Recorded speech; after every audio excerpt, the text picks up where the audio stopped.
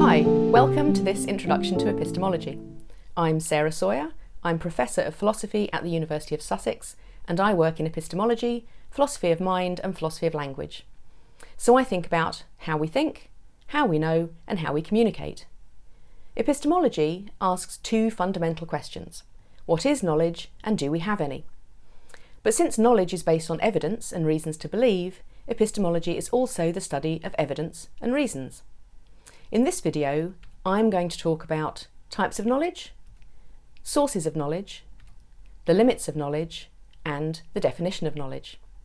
So let's start with types of knowledge first. Here are some things I know how to do. I know how to ride a bike. I know how to bake a cake and how to sing the happy birthday song. And I know how to hit a cricket ball with a cricket bat. And these are all types of know-how or ability knowledge. But I also know particular things. I know the Brighton Pavilion. I know the city of Brighton. I know the story of Romeo and Juliet, and I know the 1996 film with Leonardo DiCaprio and Claire Danes. And I know my grandmother. And these are all forms of acquaintance knowledge, knowledge of places, stories, films and people. Finally, as well as ability knowledge and acquaintance knowledge, there's also propositional knowledge, which is sometimes called factual knowledge because it's knowledge of facts.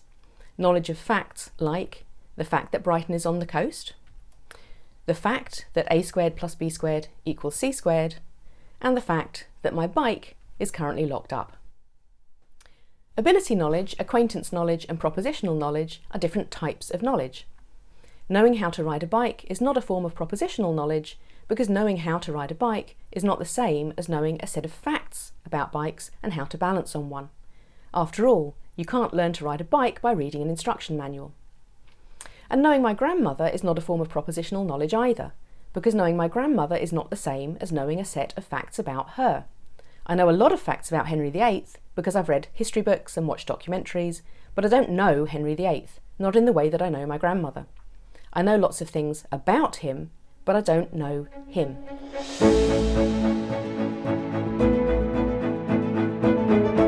You might be tempted to think that there are other types of knowledge, such as knowledge who, and knowledge where, and knowledge why.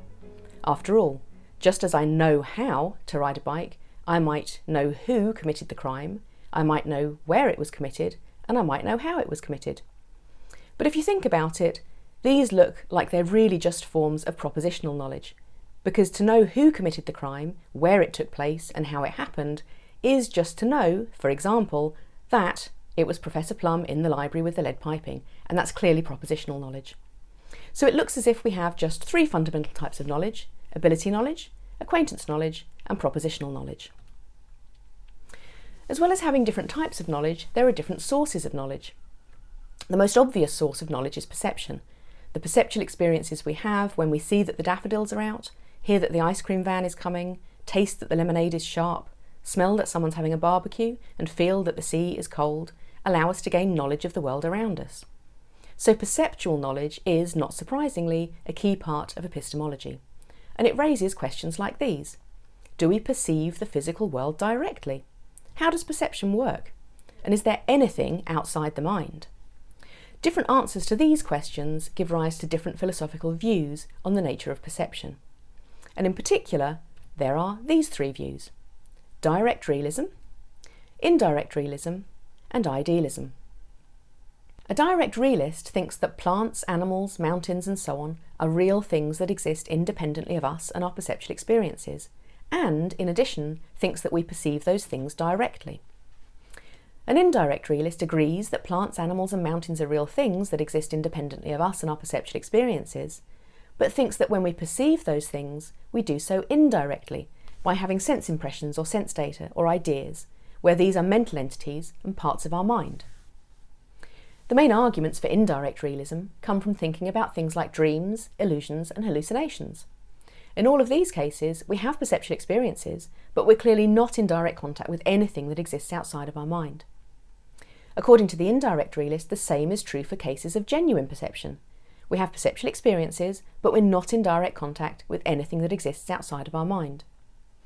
The difference is that in cases of genuine perception, our perceptual experiences, that is, our sense impressions and sense data and ideas, are caused by the things in the world that we perceive, that is, the plants, animals and mountains. So although we're not in direct contact with them, we are in indirect contact with them.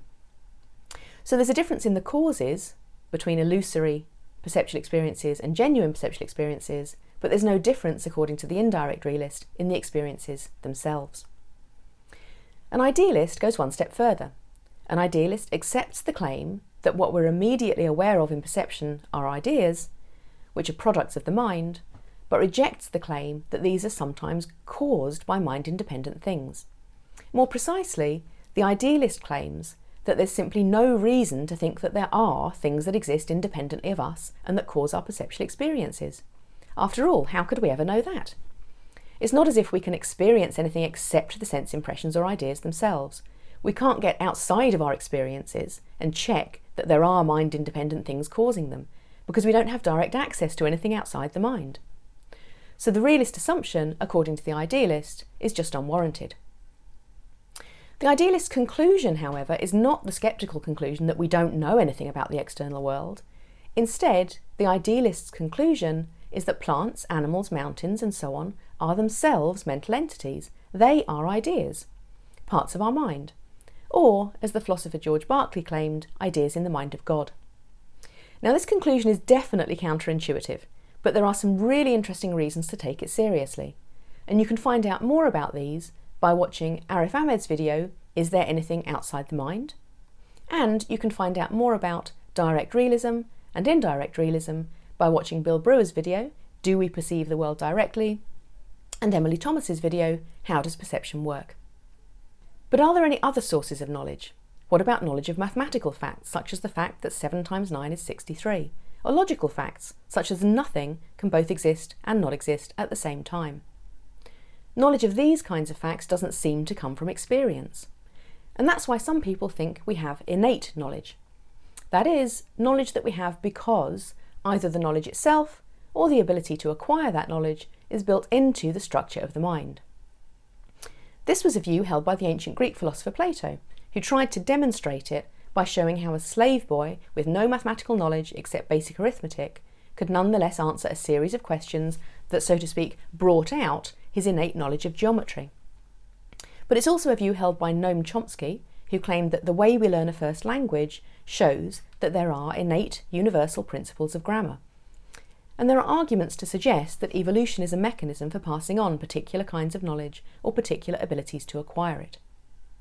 And you can find out more about innate knowledge by watching Michael Lacewing's video, Does All Knowledge Come from Experience? And you can find out more about deduction and intuition, both of which are forms of non-perceptual knowledge, by watching John Cottingham's video, From Self to God. The idealist's line of thought took us very close to a sceptical conclusion. But what exactly is scepticism? What are the limits of knowledge?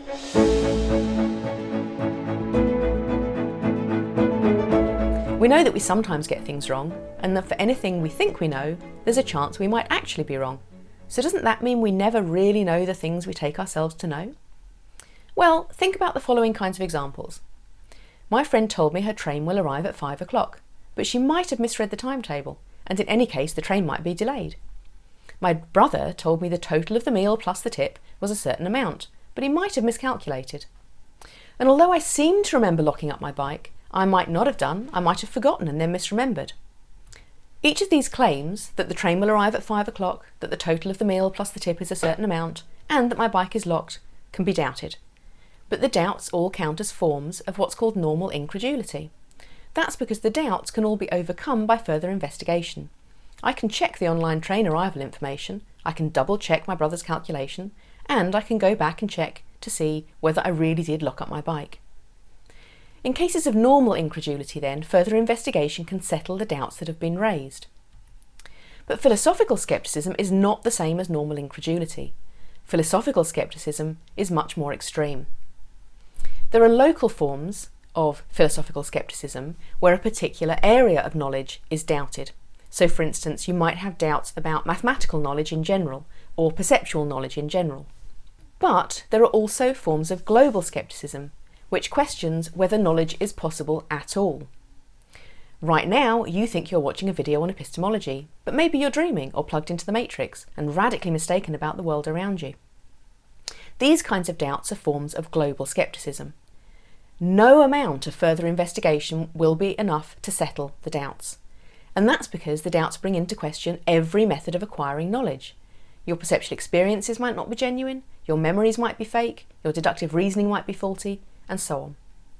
So this leads us on to the connection between scepticism and the definition of knowledge. It's really easy to raise these kinds of sceptical doubts and quite fun to do so. But the reason philosophers think about scepticism is not because we're actually skeptics. We don't genuinely worry about whether we're plugged into the matrix in the way in which we might genuinely worry about whether our bikes are locked up. And we don't genuinely think that knowledge is impossible. Instead, philosophers use philosophical sceptical doubt as a tool to help us to think about what knowledge actually is. So the harder task is to come up with a definition of knowledge that takes seriously both the fact that we can obviously get things wrong, but also the fact that we do know things. So what is knowledge? How should knowledge be defined? Well, it's generally agreed that knowledge is a good thing, that it's a desirable thing to have knowledge. And it's also generally agreed that having knowledge is more than and better than having beliefs that just happen to be true, beliefs based on lucky guesses or fortunate accidents. But why it's a good thing and what exactly makes it different from mere true belief are harder questions to answer. But you can find out more about scepticism and the positive role that sceptical doubt can play in the pursuit of knowledge and in our understanding of knowledge by watching Glenn Skellhorn's video on the limits of knowledge. And you can also find out more about the definition of knowledge by watching both of Steph Rennick's videos on The Recipe for Knowledge, parts 1 and 2. In this video, I've given you just a very brief glimpse into the fascinating field of epistemology. If you want to know more about knowledge, its sources and its limits, you can take a look at the other videos that I've mentioned along the way. And if you want to know more about other areas of philosophy, there are lots more videos in the series to explore.